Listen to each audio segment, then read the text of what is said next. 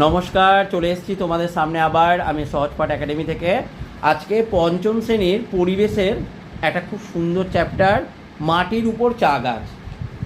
তো এটা আজকে আমি প্রথমে পড়াবো, পড়িয়ে এখান থেকে যা যা প্রশ্ন আসে সেগুলো আমি তোমাদের বলে দেবো। কেমন? শোনো তাহলে। মাটির উপর চা গাছ, শুধু ধান নয়, সব খাদ্যের জন্যই মাটি দরকার। তাহলে আমরা মনে করো সকালবেলা ঘুম থেকে ওঠার পরে থেকে রাতে শুতে যাওয়ার আগে পর্যন্ত আমরা যে সমস্ত খাবার খাচ্ছি সেগুলো কিন্তু গাছেই হচ্ছে, এবং গাছের থেকে গাছ কোথায় হচ্ছে? মাটিতে হচ্ছে। তাহলে প্রত্যেকটা খাদ্যের জন্য আমাদের মাটির দরকার হচ্ছে। কিন্তু একটা গাছ লাগাতে যাও, সেখানেও মাটি দরকার হচ্ছে। তুমি বাড়ি তৈরি করতে যাও, সেখানেও মাটি দরকার হচ্ছে। তুমি রাস্তা বানাতে যাও, সেখানেও মাটি দরকার হচ্ছে। তাহলে মাটি ছাড়া আমরা কোনো কিছু কল্পনা করতে পারি না। কেমন? তাই কি মাছ, মাংস, ডিম তৈরি করতেও হ্যাঁ দরকার। দেখো, আমরা যদি মাংস খাই, মাংস খেতে গেলে মনে করো আমরা মুরগির মাংস খাচ্ছি, তাহলে মুরগির মাংস খেতে গেলে আমাদের কী করতে হবে?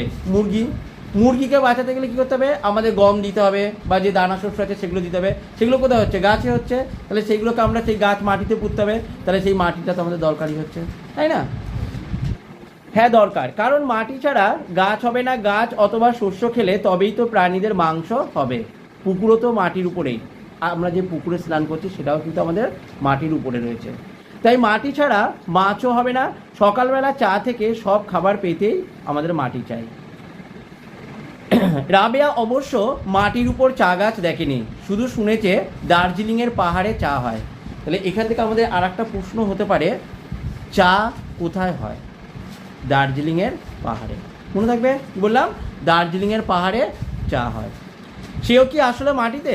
স্যার বললেন মাটিতে বটেই, কারণ দার্জিলিংয়ের পাহাড়েও মাটি থাকে, তার উপরেই চা গাছ হয়। অজিত বলল পাহাড়ে ধান শাকসবজি হয় না, হয় সবেরই চাষ হয়। উঁচু তো, মে জুন মাসে ঠান্ডা। তাহলে পাহাড়ে কোন মাসটা ঠান্ডা থাকে? মে আর জুন মাসটায়। কপি হয়, হ্যাঁ। পাহাড়ের ঢালে চাষের ছোট ছোট জমি তৈরি করে নেওয়া হয়, অনেকে সিঁড়ির মতো, হ্যাঁ, সেখানে জল আটকে ধান চাষ করা হয়। দেখো, আমাদের এখানে সমতল ভূমিতে কী হচ্ছে না, সমতল ভূমিতে আমরা একটা জমিকে চাষের যোগ্য করে নিয়ে সেখানে উর্বর করে নিয়ে সেখানে আমরা চাষ করছি। কিন্তু যেখানে পাহাড়ি এলাকা, যেখানে মাটি নেই, সেখানে ধাপ কেটে কেটে সিঁড়ির মতনভাবে আমাদের চাষ করা হচ্ছে। কিন্তু কেমন? সেখানে জল আটকে ধান চাষ করা হয়। ওরা এত জানতো না। শ্যামল বলল পাহাড়ে এত মাটি আছে, ধান বা শাকসবজি চাষে মোট 1 থেকে 1.5 ফুট গভীর মাটি লাগে। তাহলে এখানে আর একটা প্রশ্ন হতে পারে যে ধান বা শাকসবজি চাষে মোট কত ফুট গভীর মাটি লাগে? তখন বলবে 1 থেকে 1.5 ফুট গভীর মাটি লাগে। কেমন? বড় গাছ হয় না, বড়